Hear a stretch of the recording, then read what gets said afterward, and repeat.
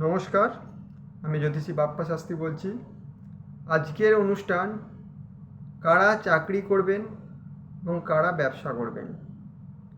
তো জন্মছকে কী এমন যোগ থাকলে আপনারা বুঝতে পারবেন যে তারা চাকরি করবে, এটা চাকরির ছক, এবং কী যোগ থাকলে এটা ব্যবসার ছক, সেটা আগে আপনাদের জানতে হবে।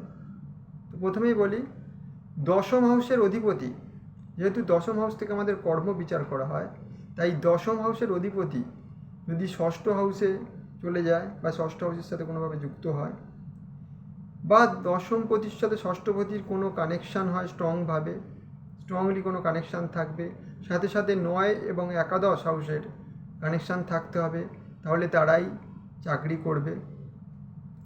এবং আরও একটি দেখতে হবে, দশম হাউসে যদি শনি থাকে, তাহলে তারা বলাই যায় এদের কর্মের কোনো দিন অভাব হবে না। এবং দশম হাউসের সাথে শনির দৃষ্টি যে কোনোভাবে যদি থাকে, তাহলে বলাই যায় যে তাদের এটা চাকরির ছক, এবং তারা চাকরির জন্য কোনো দিন তাদের বুঝতে হবে না, এবং তারা হোল টাইম কর্মের সাথে যুক্ত হবে, এটা বলাই যেতে পারে। এবার আমাদের কাছে একটা প্রশ্ন থাকে, চাকরি তো করব, কী ধরনের চাকরি করব? সেইটা জানার জন্য কিছু ক্যালকুলেশন থাকে আমাদের জ্যোতিষশাস্ত্রে। তো সেই ক্যালকুলেশনগুলো আপনাদের জানতে হবে। যে একটা মানুষের কাছে প্রশ্ন থাকে, আমি কোন প্রফেশনে যাব? চাকরি তো অনেক রকমের হয়। আমি কি ডাক্তার হব, ইঞ্জিনিয়ার হব, উকিল হব, বা পুলিশ হব, বা আর্মি হব? কি করব আমি? বা কোনো সরকারি চাকরি করব নাকি বেসরকারি চাকরি করব? কী ধরনের চাকরি করব?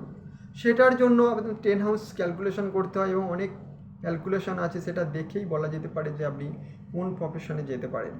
একটা ভালো অ্যাস্ট্রোলজি সেটা বলতে পারে। এটা গেল প্রথম দিক। তারপর দ্বিতীয় দিক হলো, আমরা কি চাকরি থেকে কোনো উন্নতি করতে পারবো? এটা একটা প্রশ্ন থাকে জাতক জাতিকার, এটা একটা প্রশ্ন থেকেই থাকে যে আমরা চাকরি থেকে কোনো কি উন্নতি করব? হ্যাঁ, সেটার জন্য দেখতে হবে। তার সাথে সাথে দেখতে হবে একাদশ হাউসকে দেখতে হবে, দশম হাউসের সাথে একাদশ হাউসের কীভাবে কানেকশান আছে, সাথে সাথে সেকেন্ড হাউস আপনাদের কতটা স্ট্রং, এগুলো দেখতে হবে। তারপরেই বলা যেতে পারে আপনি চাকরিতে কতটা উন্নতি করবেন বা আপনি চাকরিতে কতটা উন্নতি করতে পারবেন না। এর পরের প্রশ্ন, আমি যদি ব্যবসা করি তাহলে কী হবে?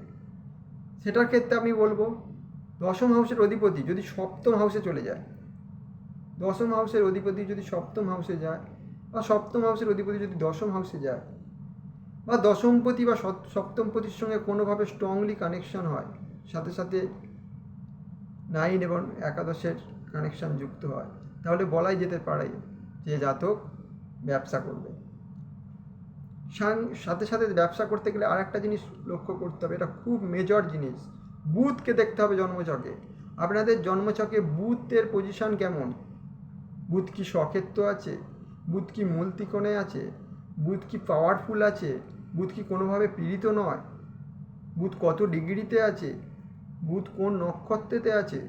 বুধকে ভালো করে সাথে সাথে শুক্রকে দেখতে হবে, বুধ শুক্রের কানেকশান কেমন আছে। এইগুলো দেখার পর যদি আপনার বুধ স্ট্রং থাকে, শুক্র ভালো থাকে, এবং জন্মছকে সপ্তম হাউসের সঙ্গে দশম হাউসের একটা ভালো কানেকশান থাকে, তাহলে বলাই যেতে পারে আপনি ব্যবসা করুন এবং ব্যবসাতে আপনার উন্নতি হবে, লিখে দেওয়া যেতে পারে। সুতরাং এইগুলো আপনাদের কাছে জানতে হবে।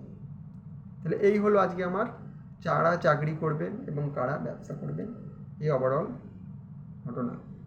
তো আমার এই ভিডিওটি যদি আপনাদের ভালো লেগে থাকে, সো প্লিজ আমার এই চ্যানেলটি সাবস্ক্রাইব করবেন এবং কমেন্ট করে আপনাদের মতামত জানাবেন কেমন হলো।